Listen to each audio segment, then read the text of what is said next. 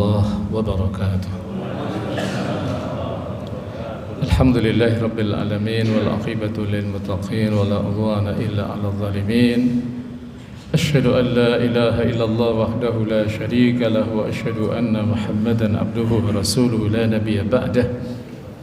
اللهم صل وسلم وبارك على هذا النبي الكريم نبينا محمد المصطفى صلى الله عليه وسلم وعلى آله وأصحابه أجمعين. أما بعد، سبحانك لا علم لنا إلا ما علمتنا إنك أنت العليم الحكيم. رب اشرح لي صدري ويسر لي أمري واحلل عقدة من لساني يفقه قولي.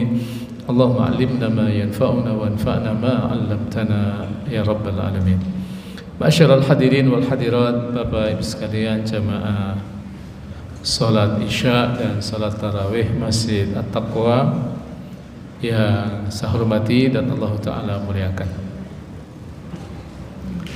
Dalam hidup ini kita inginnya tidak dirundung masalah.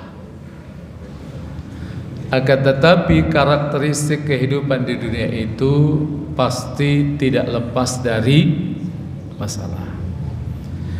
Dan bahkan masalah orang yang tidak punya masalah adalah ketika ia tidak punya masalah.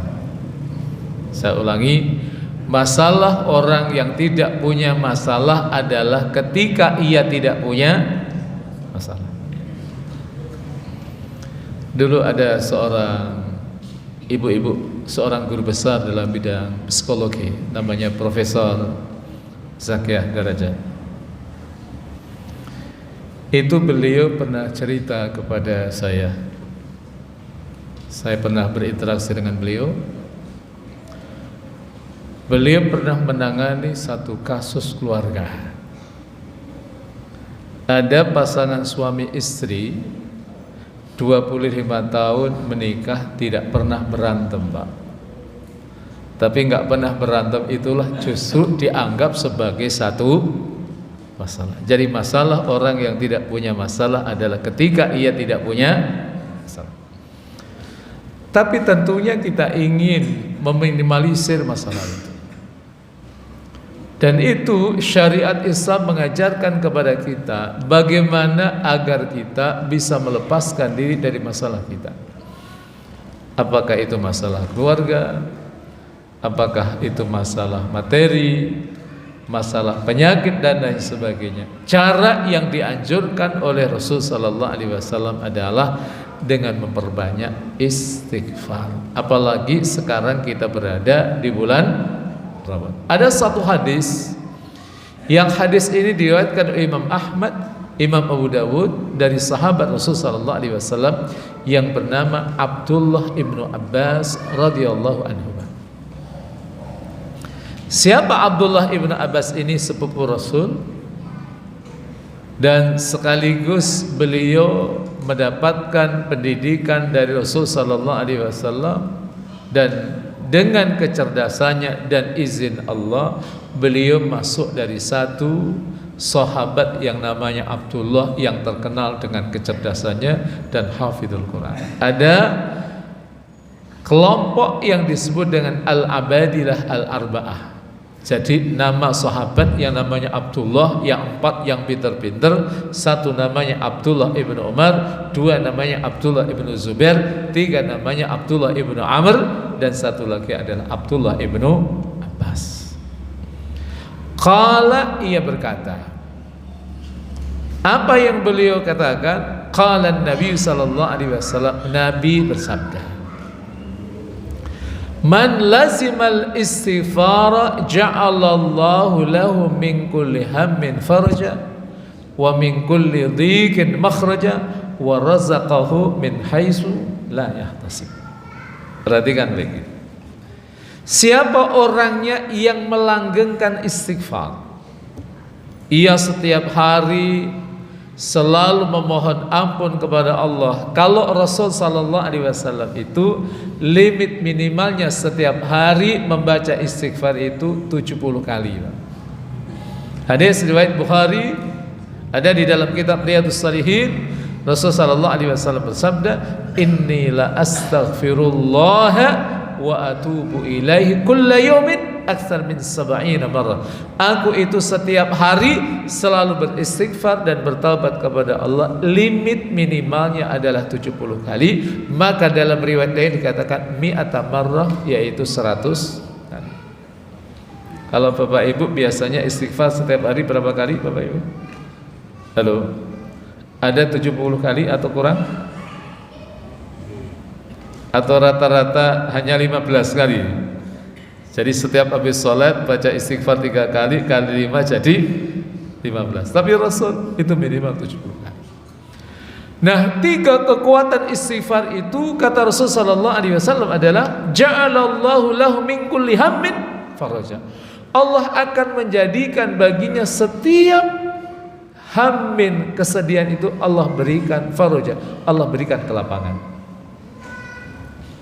Makanya menjadi sangat penting bagi kita di bulan Ramadan ini, istighfarnya jangan minimalis, tapi pastikan istighfar kita maksimalis. Yang kedua, tidak hanya min kulli hammin faraja wa min kulli dhiqin makhraja. Dari setiap kesempitan Allah berikan makhraja, jalan keluar atau solusi. Kalau Allah memberikan solusi, itu terlalu baik, terlalu mudah bagi Allah. Maka ketika Imam Hasan Al-Basri itu disebut dengan Sayyidut Tabi'in, penghulunya para tabi'in, seorang tabi'i yang terkenal dengan kecerdasannya. Idza sami'a hafidha, apa yang ia dengar itu hafal, Pak. Makanya kalau ada pengajian beliau nggak pernah bawa tulisan, itu nggak pernah. Karena apa? Apa yang ia dengar itu hafal, Pak. Makanya kalau bapak-bapak, ibu-ibu sekalian ke masjid ada pengajian nggak bawa tulisan, nggak bawa kertas, nggak bawa pulpen, itu kelihatannya tipologinya seperti Imam Hasan Al-Basri. Apa yang didengar itu kayaknya langsung hafal, Pak. Di luar kepala semua, Pak. Halo, di luar kepala kan, Pak ya? Di luar kepala itu ada 2, Pak. Ada di kepalanya dan memang itu benar-benar lengket. Yang kedua, di luar kepalanya nggak ada. Jadi yang sekalian, nah, beliau adalah alim, abid, zahid, orang yang ilmunya dalam, ahli ibadah dan zuhud. Maka ketika masyarakat waktu itu punya masalah, yang mana mereka itu sering berkonsultasi kepada Imam Hasan Al-Basri. Tapi yang selalu beliau katakan, kalau ada orang yang mengalami satu masalah, apakah itu tanamannya mengalami kekeringan, apakah itu ia mengalami kondisi sakit, atau bahkan ketika ia menikah nggak punya anak-anak, selalu nasihat beliau adalah perbanyak istighfar. Ini persis apa yang dikatakan oleh Nabi Nuh alaihissalam terhadap kaumnya ketika kaumnya berbuat maksiat. Maka nasihat dari Nabi Nuh adalah agar memperbanyak istighfar. Diabadikan dalam surat 71 surat Nuh ayat yang ke-10 sampai ayat yang ke-12. A'udzubillahi minasyaitonirrajim. Faqultu astaghfiru innahu kana ghaffara yursilis samaa'a 'alaikum midrara wa yumdidkum bi amwalin wa banina wa yaj'al lakum jannatin wa yaj'al lakum anhara. Fakultu, maka aku berkata. Nabi Nuh alaihissalam berkata kepada kaumnya, itu dakwah Bapak Ibu sekalian, 950 tahun yang mau ngikut sama Nabi Nuh itu hanya belasan. Itulah kesabaran Nabi Nuh alaihissalam. Ia berkata kepada kaumnya yang mereka bergelut dengan maksiat, dengan dosa, istaghfiru rabbakum, mohonlah ampun kepada Rabb kalian. Innahu kana ghaffara, sesungguhnya ia Allah adalah zat yang maha pengampun. Maka saya sampaikan, tidak ada dosa yang tidak diampuni oleh Allah selama orang yang melakukan dosa itu melakukan taubatan nasuha. Sekalipun orang yang berlumuran dosa itu tidak gampang mereka untuk melakukan perbaikan diri, back to Allah, itu gak gampang. Ada beban psikologis. Sehingga inilah dulu yang pernah dialami oleh sahabat Rasul, namanya Wahsy bin Harb. Kenal itu kan Bapak, Wahsy bin Harb?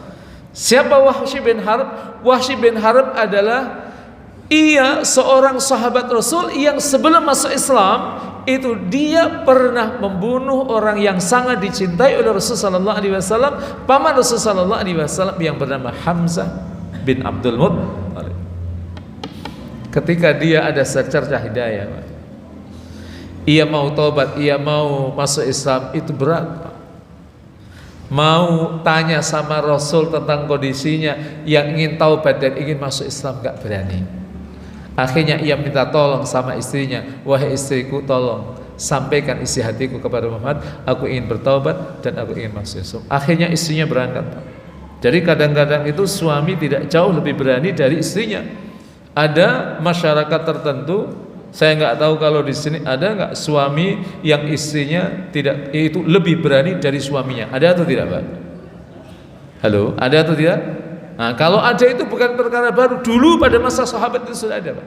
Istrinya berangkat dan ia mengadukan kepada Rasulullah, ya Rasulullah, kalau ada seseorang yang dulu pernah melakukan dosa besar lalu ia ingin taubat, ingin masuk Islam, kira-kira taubatnya dan keislamannya diterima atau tidak? Lalu Rasul membacakan yaitu kepada istri Wahsy, qul ya ibadiyalladzina asrafu ala anfusihim la taqnatu min rahmatillah innallaha yaghfiru dzunuba jami'a innahu wal ghafurur rahim. Surat 39 Az-Zumar ayat yang ke-53.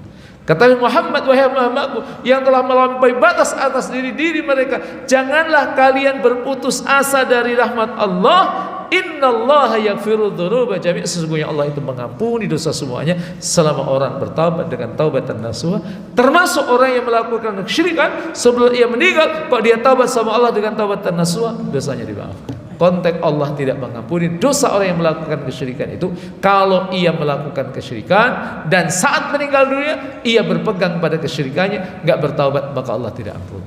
Tapi kalau ia bertaubat, Allah ampuni. Lantas apa fasilitas orang yang memperbanyak istighfar kepada Allah? Pada ayat itu, ayat 11, Allah katakan yursilis samaa alaikum midrara, ia Allah akan mengirimkan kepada mereka, kepada kalian as-samaa midrara, air hujan yang deras yang nanti mengairi tanah-tanah mereka, sawah-sawah mereka, ladang-ladang mereka yang semula kering, akhirnya tanah itu menjadi subur, lalu tanaman mereka tumbuh subur. Itulah kekuatan istighfar. Nah, selanjutnya Allah katakan wa yumditkum bi amwali wa banin, Allah akan berikan harta yang banyak dan juga anak-anak yang banyak. Kata yang digunakan Allah itu amwal. Amwal itu bentuknya jamak dari kata mal. Allah menggunakan kata banin. Banin itu bentuk jamak dari kata ibn, artinya adalah anak-anak tidak tunggal. Jadi jangan pernah kita putus asa ketika satu saat, hari ini bahkan kalau ada di antara kita sedang diuji oleh Allah dengan kesulitan ekonomi pasca pandemi, terus kebiar dengan beristighfar kepada Allah, lakukan ikhtiar secara zahir, maka sinergi antara ikhtiar zahir dan ikhtiar batin, yaitu memperbanyak istighfar, akan menjadi sebuah kekuatan yang sangat dahsyat yang menjadikan urusan kita min kulli dhiqin makhraja, setiap kesulitan itu ada solusinya. Bahkan dalam hadis tadi Allah katakan Rasul sabdakan warazaqahu min haitsu la yahtasib, Allah akan memberikan rezeki dari arah yang ia tidak pernah sangka-sangka. Bahkan kalau kita punya keinginan-keinginan, Pak, ada satu riwayat terkait dengan Imam Ahmad bin Hanbal. Satu saat di usia tuanya, entahlah ia itu pengen jalan saja, Pak, nggak tahu pengen jalan saja, sampai satu saat ia di satu masjid, karena memang posisinya musafir, akhirnya ia sholat di situ, dan setelah sholat di situ, habis sholat rebahanlah, namanya musafir kan capek. Tapi oleh marbotnya ini agak galak, Pak, itu. Karena memang masjidnya belum didesain seperti Masjid Al-Falah yang ada di Sragen, yang masjid itu ada 50 tempat tidur, Pak. Saya nggak tahu kalau di Masjid At-Taqwa ada tempat tidurnya tuh. Halo? Kemarin malam saya ngisi di Masjid Al-Iman di Cipinang Eloy. Jadi ternyata pengurusnya mengatakan, alhamdulillah kami di masjid siapkan satu kamar untuk musafir. Jadi kalau ada musafir, kalau mereka mau rehat di masjid, kita servis 24 jam. Itu ada. Tapi kalau di Sragen 50 tempat tidur, Pak. Tapi kalau di At-Taqwa saya khawatir nanti jamaah nggak ada yang pulang, semuanya tidur di Masjid At-Taqwa.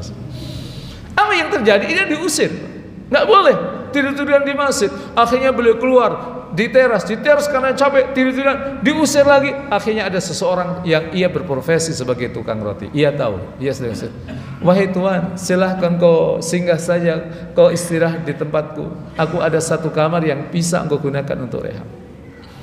Akhirnya Imam Ahmad bin Hanbal ke tempat tukang roti itu. Setelah itu ngobrol, dan tukang roti itu berkata, apa yang saya syukuri dalam hidup ini, semua yang aku pinta sama Allah, Allah kabulkan. Hanya ada satu yang belum dikabulkan oleh Allah.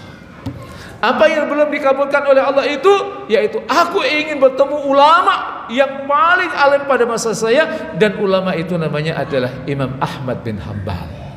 Ternyata orang yang ada di hadapannya itu adalah Imam Ahmad bin Hanbal, dan ternyata amalan unggulan yang dimiliki oleh tukang roti itu adalah memperbanyak istighfar. Jadi pastikan kalau ada di antara kita punya keinginan-keinginan yang belum dikabul oleh Allah, maka pastikan perbanyak istighfar. Insya Allah Allah akan mengabulkan doa kita. Wassalamualaikum warahmatullahi wabarakatuh.